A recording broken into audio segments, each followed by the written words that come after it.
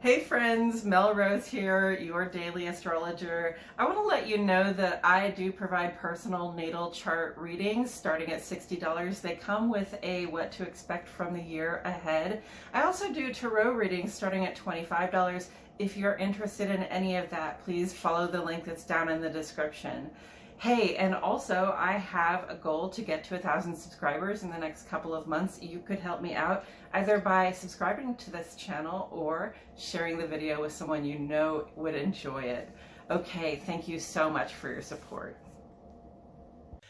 Good morning, friends. Welcome back to Astrology Today and Tarot. My name is Mel Rose. This is the tarot portion and the second half of my daily astrology vlog, which you can check out on my other channel, Astrology Today with Mel Rose. Over there, you'll find a description of the day's astrology as I've spelled it out here. Here, I will discuss the tarot card that sits on the side of the page, and then I will play another card that, in the context of the day's astrology, may just give us something more to think about. So let's get into it. The card that currently sits on the side of the page is the Six of Swords. And it is here because it corresponds in astrology with the second 10 days or the second decan of the sun's transit here in the land of Aquarius. Now, Aquarius is an air sign. Swords in tarot represent air element symbolism. Air element symbolism is very much about the intellect, our logical, rational mind, the way we think, plan, and communicate, sort of the way we analyze things. And also with the caveat, when you're dealing with the sword of truth, understanding that it's a double-edged sword and that we can use our words to help or to do harm, okay? So keeping that in mind, we come to the Six of Swords, and what we find is sort of an escape scene, right? A retreat. You can't see the faces of any of the people here. They have their backs turned. They're on their way, sort of moving out of the situation that we're in.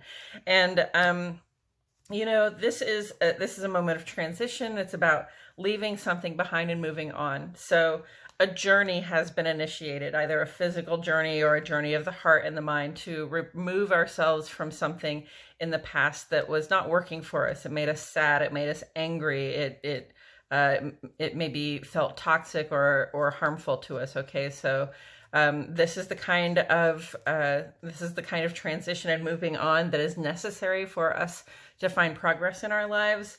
We're leaving behind this painful place, and we're going to go to a more distant environment that promises more potential, that allows us to engage in some emotional calm so that we can sort of assess where we are, analyze the conflict that we've been in, and move forward from it. Okay, and with that said, I'm going to go ahead and turn this over.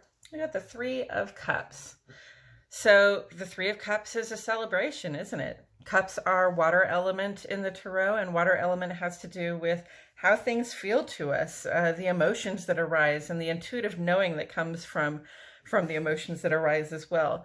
And with the Three of Cups, you see, three people here who are in celebration together, probably of life itself, but also a celebration of friendship, a celebration of collaboration and the mutual regard that we have for one another. Okay, so that's a pretty straightforward message. It just says, when you have people that hold you in high regard, and when you have people that you hold them in fond regard, you want to celebrate for them from time to time. From time to time, you have to just sort of stop and collaborate for a celebration, so that you can appreciate yourself in the context of these friendships and your friendships as well. So where do we see this on the page today? I see Venus in Pisces. In a cooperative relationship right now with the North Node. So Venus in Pisces is a time when, it's about our loving hearts. It's about how we draw in, attract, receive those things that we like, love, and can't get enough of. That includes friendship. Venus is very much about our friendships and connections to other people. And Venus in Pisces is a very friendly, sort of open vibration. It makes us a little a little less restricted by our regular barriers to connection. And it causes us even to put down some of our boundaries, or perhaps even to sort of put down some of our work, some of our labor, so that we can make time to relax and celebrate, among people who would like to celebrate the way we do, people who that we do hold in kind regard and who we can trust to celebrate with. And in this cooperative relationship with the North Node in Taurus, that's really interesting, because the North Node in Taurus is saying that our current trajectory collectively is in the direction of establishing the stuff and things, establishing the personal sense of security, of groundedness, of having what we need, for ourselves in this life. And the North Node has been conjunct to Uranus for quite some time now, probably at least 6 months that I can recall. And so we've got this sort of changeability of the resources that are available, right? You notice the gas prices go up and down, or the things that you want to be able to get from the grocery store are not always available. The acquisition of things and the establishment of security has been sort of up in the air at this time. It causes us to question, right? Am I living in a space that works for me? Am I doing work that works for me? Is the stability I have found stability that I can celebrate, right? That's been in a very questionable place at this time for quite some time. But Venus specifically is sextile to the North Node. So our open and receptive hearts are receiving whatever establishment of security we can find at this time. Okay, so we're thinking about, where we'd like to be living if it's not here. We're thinking about what kind of work we'd like to be doing if it's not the work that we are doing. And we're thinking about, what kind of relationships, what kind of investments of the heart and also of finance, because Venus is about romance and finance, which ones are really establishing that feeling of security for us in our lives. So, for me right now, the Three of Cups is not just, celebrating with people of a like mind, but really celebrating with those friends and loved ones that help us feel secure and to understand our place in the world is a safe and secure option for us. Okay, and taken together with the Six of Swords. Well, there's a little bit of an opposite effect going on here, right? We see three people in this card. We see three people in this card. In both cards, there's a collaboration happening here, okay?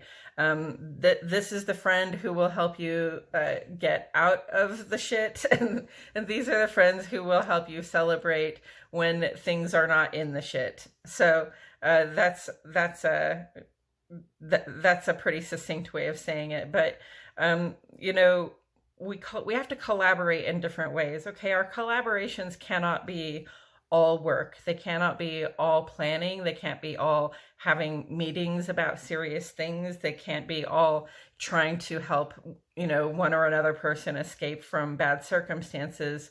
Occasionally we have to get the opportunity to collaborate in a way that is fun and festive and lighthearted, and that doesn't take us doing anything but being where we want to be among the people that we would choose to be around, right? So, this is not the best possible circumstance. Nobody's really going to enjoy being in this circumstance where we're moving away from something that was painful or toxic or really just not working for us, and from a situation where we might have been sort of excluded, or we might have chosen to exclude ourselves where we thought we had a good collaboration or group of people going there. Maybe we just have something to protect and one other person on our side to help us move away from that situation, right? And it's great that you have friends to collaborate with at that time when you have to move away. It's great that you have somebody that you can rely on. But when all of that is said and done, hopefully you also have people that you can collaborate on with a sense of purpose that has to do with just joy and coming together and celebrating the warm regard we have for one another.